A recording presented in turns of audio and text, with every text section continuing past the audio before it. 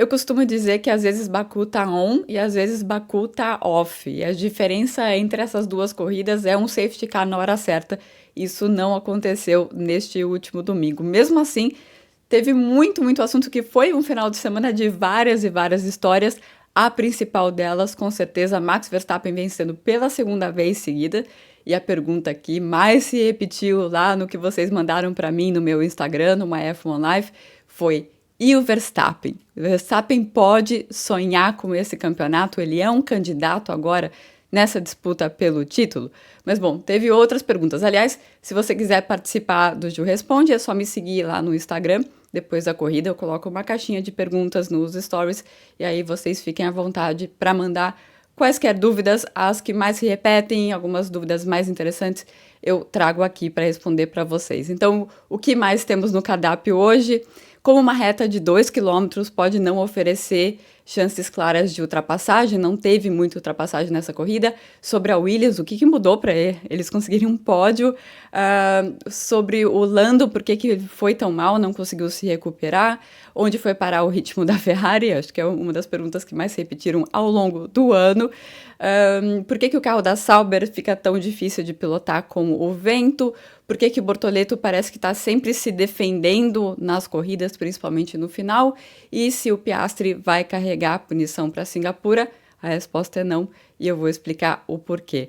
Então, começando com a pergunta que mais se repetiu: ainda dá para o Max? E uma outra pergunta foi: e se ele vencer Singapura, dá para colocar ele na disputa pelo título?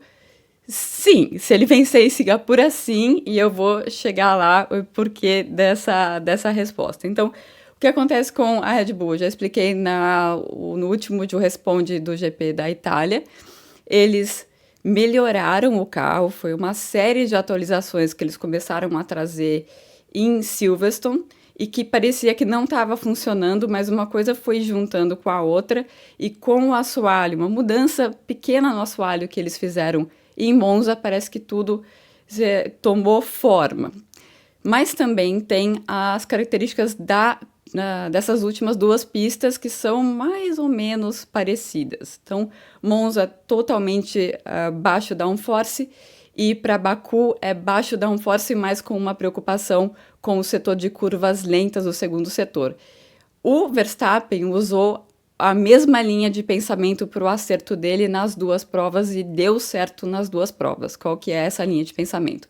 Primeiro, a Red Bull agora tem uma asa de baixo downforce.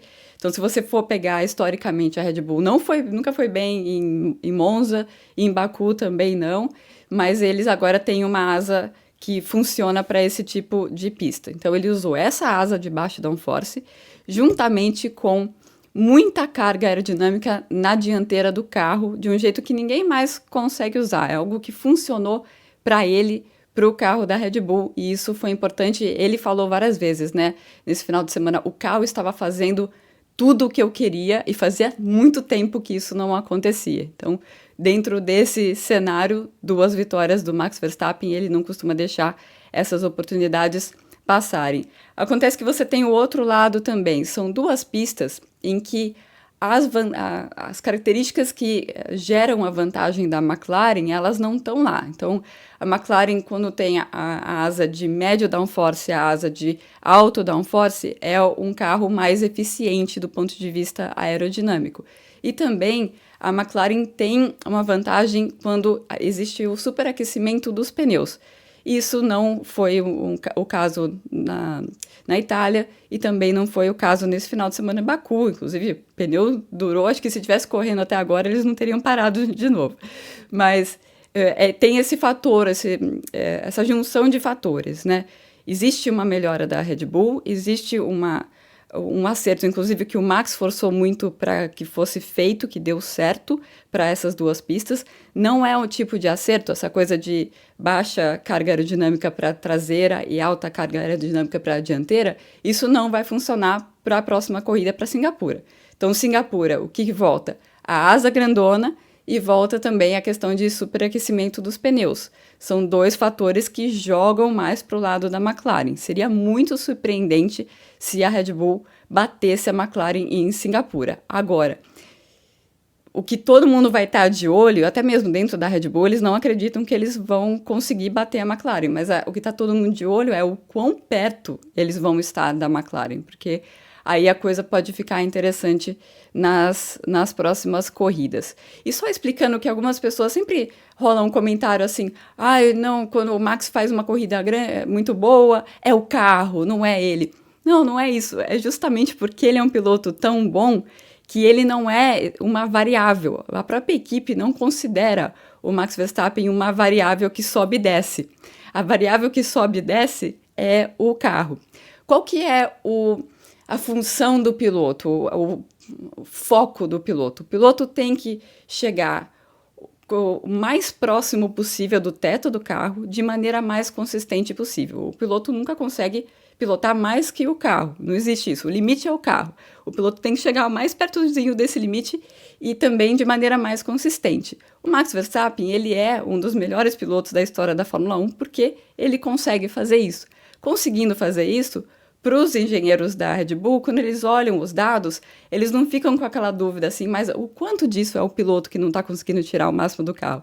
Isso não está na cabeça deles, porque o Max não é uma variável que sobe e desce. Quem faz isso é o carro. Então, por isso que a análise sempre foca mais no carro. Quanto melhor o piloto, mais a análise vai focar mais no carro. Qual foi a mudança na Williams para esse desempenho tão bom? Nenhuma mudança na Williams. Tem uma adaptação do carro com esse tipo de pista, a gente já viu em outras pistas, me vem à mente Jeddah, pista não é exatamente parecida com o Baku, mas guarda algumas semelhanças, pistas com baixa aderência, baixo nível de aderência, a Williams costumou ir bem ao longo do campeonato, mas o que eu queria destacar com a Williams é que é uma equipe que falhou diversas vezes na execução das corridas, execução do todo o final de semana, às vezes na classificação, às vezes estratégia, colocou os pilotos em situações ruins e às vezes os pilotos estão no meio do pelotão e sofrem acidentes e tudo mais. Então não foi um ano limpo para a Williams.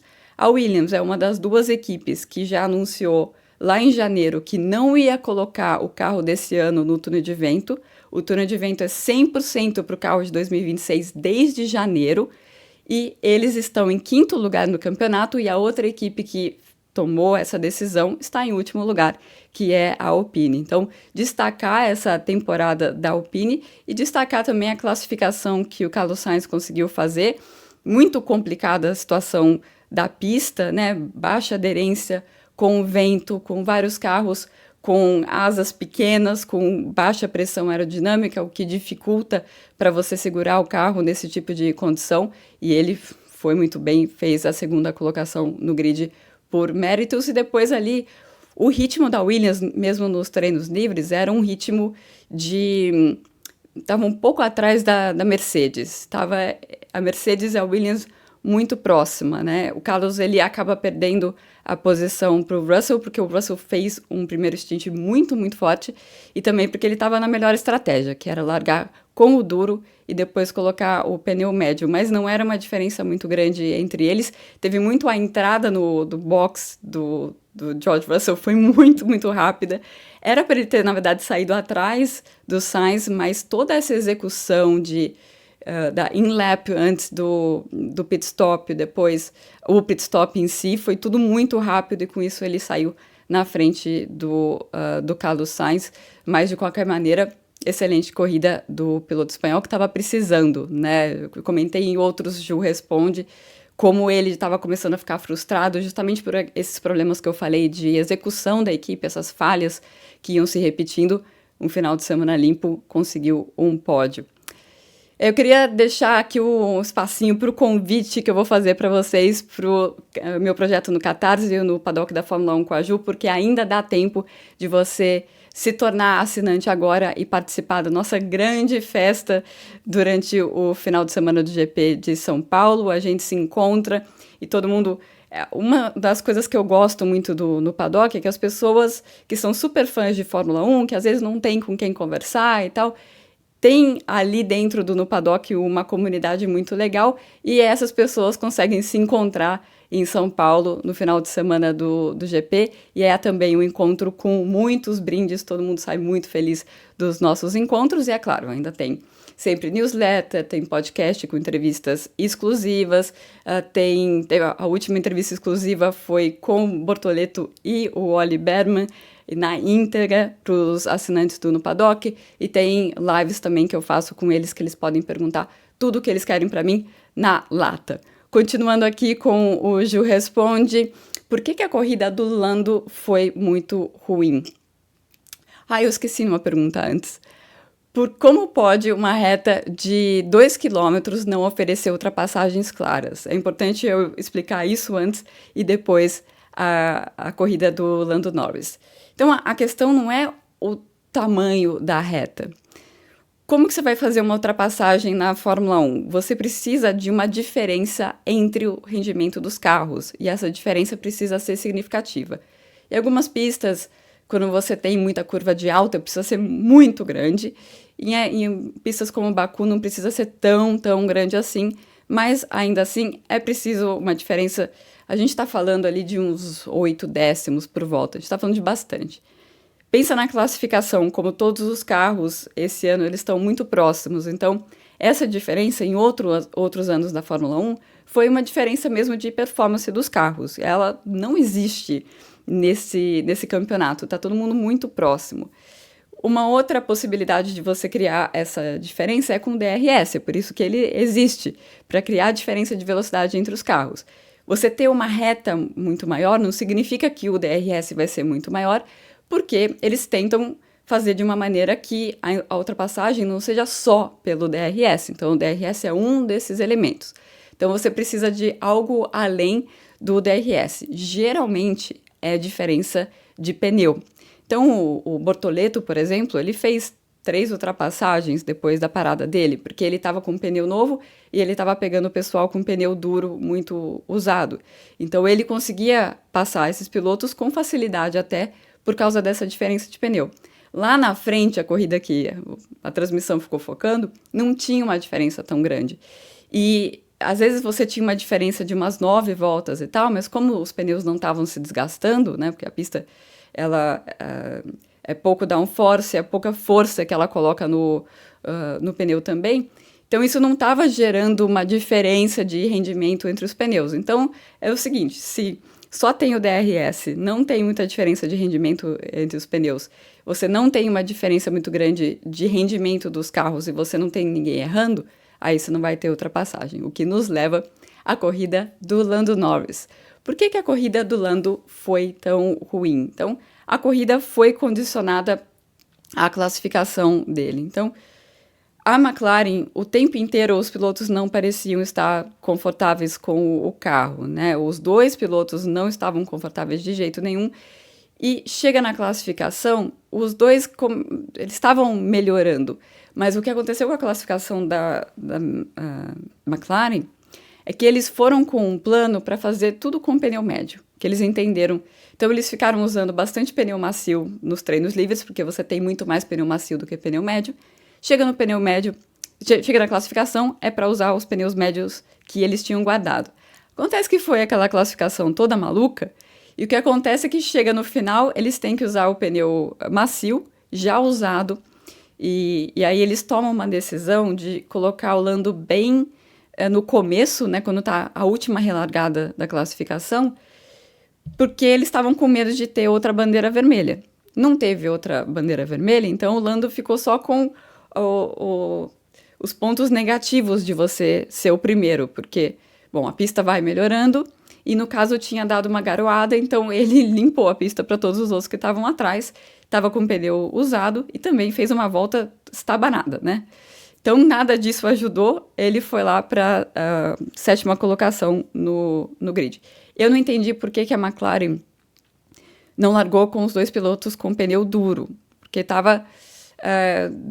já havia a expectativa antes da largada que vários pilotos iriam com o pneu duro, mas eles não tomaram essa decisão. Por que faria sentido para eles? Porque o ritmo deles era melhor do que o ritmo dos carros que estavam ao redor deles. Então, o pneu duro, ele dá essa vantagem de você esperar todo mundo parar na sua frente, esperando que quem está largando mais na frente vai largar com o pneu médio.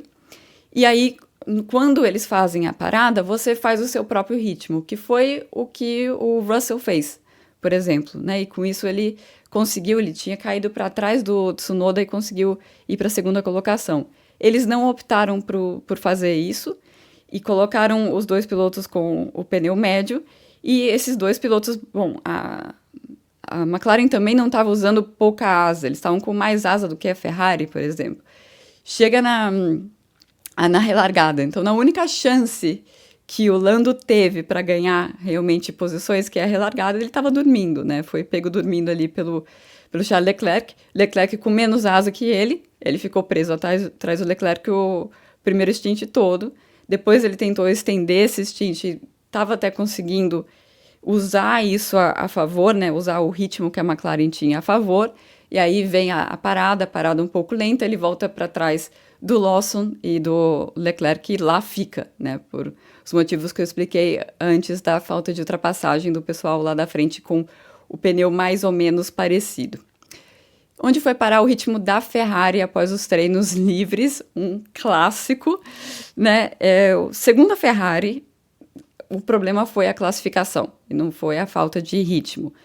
Mesmo cenário do Lando Norris também. A corrida foi condicionada pela classificação ruim. Mas a Ferrari, eles dividiram a estratégia, né? A McLaren não podia dividir a estratégia por motivos óbvios, os dois lutando pelo título. Mas a Ferrari dividiu a estratégia, então o Hamilton larga com o duro, faz a melhor estratégia, e o Charles larga com o médio. Mas mesmo o Hamilton, ele vai até atrás do Lando. Aí ele faz uma volta uns 2,5 segundos mais lento que o Lando, deu a impressão que ele estava querendo dar um espaço, porque estava muito perto, a temperatura, tudo sobe, tudo mais. Mas tudo bem, então você está tentando cuidar do seu pneu, fica a 3 segundos do carro que está na frente, cuidando do seu pneu para você ir mais longe. Não foi isso que aconteceu. Ele foi caindo para trás. E ele estava, o Lando tentando estender o stint dele com o pneu médio e o Hamilton com o pneu certo, com o pneu duro, ficando cada vez mais para trás. Então, esse ritmo da Ferrari que eles falam que eles tinham não apareceu na corrida. Durante o final de semana, eles dois, o Hamilton e o Leclerc, eles estavam com níveis de asa diferentes. O Hamilton estava com mais asa do que o Leclerc. Chega antes da classificação, o Hamilton migra para o acerto do Leclerc. Diz ele que estava feliz ainda na classificação com o comportamento do carro, mas várias vezes, quando isso aconteceu, o Hamilton não se dá bem na corrida. E eu não sei por que ele novamente ele fez isso, né? Vai em um caminho, chega antes da classificação, não, eu vou no caminho do Leclerc. Não sei por que ele escolheu fazer isso. E o Leclerc teve problemas na bateria, o que foram algumas voltas, não justifica tudo, mas ele também estava naquela mesma estratégia ali do Lando Norris, e eles estavam muito limitados, ficam dentro de um trenzinho de DRS ali, aí ficaram meio travados mesmo. Acho que a gente não conseguiu ver exatamente qual era o ritmo do Leclerc, ele que é um especialista em Baku. Então é isso sobre a Ferrari. Tinha mais alguma coisa sobre a Ferrari que eu ia falar? A má notícia para o ferrarista, como se não bastasse, é que essa pista de Baku era a pista que eles acreditavam ser a melhor pista, que seria a melhor pista para a Ferrari daqui até o final da temporada. Por que o carro da Sauber fica difícil em pistas com muito vento ou que tem baixo downforce? Que tem baixo downforce não, né? Porque na Itália isso não foi um problema. Mas é mais essa questão do vento mesmo. O que acontece? Alguns carros são mais suscetíveis ao vento, porque são carros... Se você pega todo o downforce que o carro gera, você tem um percentual que é a parte de cima do carro e o percentual que vem do assoalho. Geralmente, o que acontece é que se o percentual do downforce que o seu carro gera, ele é gerado mais para o assoalho, o que está acontecendo em cima, como o vento, não importa tanto. Faz sentido, né? Então, no caso da Sauber é isso, o assoalho ele não é tão eficiente quanto o assoalho de outras equipes, então por isso que eles acabam sofrendo mais, porque o que acontece na parte de cima do carro acaba tendo mais influência no resultado final. Lembrando que isso também vale para turbulência e que isso melhorou muito depois da atualização que começou em Barcelona e terminou na Áustria, que foi uma atualização do assoalho. Melhorou o comportamento do carro no vento, mas ainda assim já tinha ficado claro em Silverstone, que ventou muito na classificação, já tinha ficado claro que ainda era um problema para o carro da Sauber. Por que o Bortoleto sempre acaba as corridas sendo atacado e tendo que se defender? É muito interessante essa pergunta e é importante que algumas coisas sejam ditas aí sobre isso. Então, ele está se classificando muito bem. Ele se classificando muito bem, ele nunca vai começar a corrida sendo o carro mais veloz entre os carros que estão ao redor dele. Vai ser ou na mesma ou um pouco mais lento.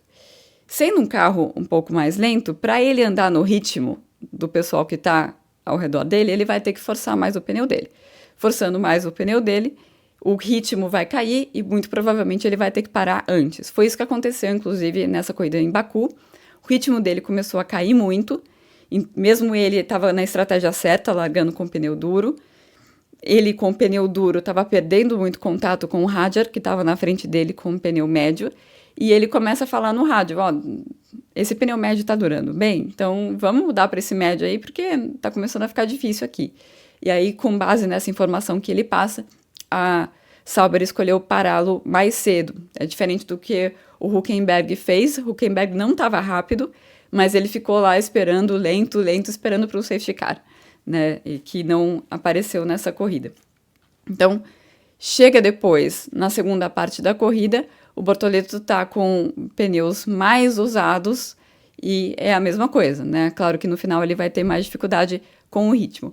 Mas também, vamos lembrar, ele está na 17ª corrida dele, ele não teve uma boa preparação, não teve muitos testes e tudo mais, e é claro que ele está aprendendo ainda muito mais do que outros pilotos. Por exemplo, no final estava o Albon atrás dele, muito mais rápido que ele, e com muito mais experiência para gerir pneus, para gerir a corrida e tal. É absolutamente normal que ele ainda tenha pontos a melhorar nesse quesito e com certeza ele está trabalhando nisso. E para finalizar, o Piastri vai carregar a punição para Singapura. É uma daquelas coisas, né? Aliás, eu vou deixar o link no final do vídeo para aquele vídeo que eu fiz sobre as punições e como funciona tudo, como é tudo bastante subjetivo e como os comissários têm um cardápio enorme de opções lá, e se fizer isso, não pode fazer isso e tal. Eu fui consultar justamente um daqueles documentos que eu mostro nesse vídeo para tentar entender o que aconteceu. Então, o que acontece é que ele recebeu uma punição de 5 segundos por queimar a largada, que ele não pôde cumprir durante a corrida. E aí tem lá nos guidelines falando assim, que as punições de 5 segundos, que elas não precisam ser cumpridas na próxima corrida. Todas as outras punições que são mais graves, como 10 segundos e tal, elas vão para a corrida seguinte como posição no grid. Aí você vai lembrar, o Lewis Hamilton não foi punido numa posição, perdeu 5 posições no grid do GP da Itália por causa de uma punição de 5 segundos na corrida anterior? Sim, mas o tipo de punição do Lewis Hamilton foi por uma infração grave, que é a infração de não diminuir a velocidade de maneira significativa com bandeiras amarelas duplas. Isso é uma questão de segurança muito grave.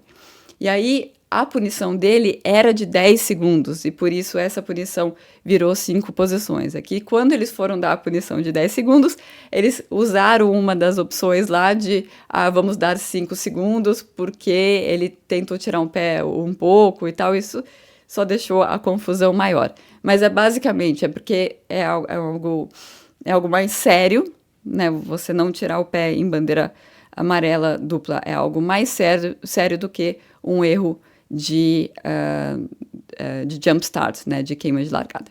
Então, esse foi o Ju Responde do GP do Azerbaijão. E daqui a 2 semanas eu volto com mais falando sobre Singapura. E vamos ver se o Max Verstappen der um calor nos pilotos da McLaren em Singapura, os pilotos da McLaren vão começar a ouvir o tema daquele filme Tubarão no ouvido e a gente pode ter um final de campeonato bastante interessante.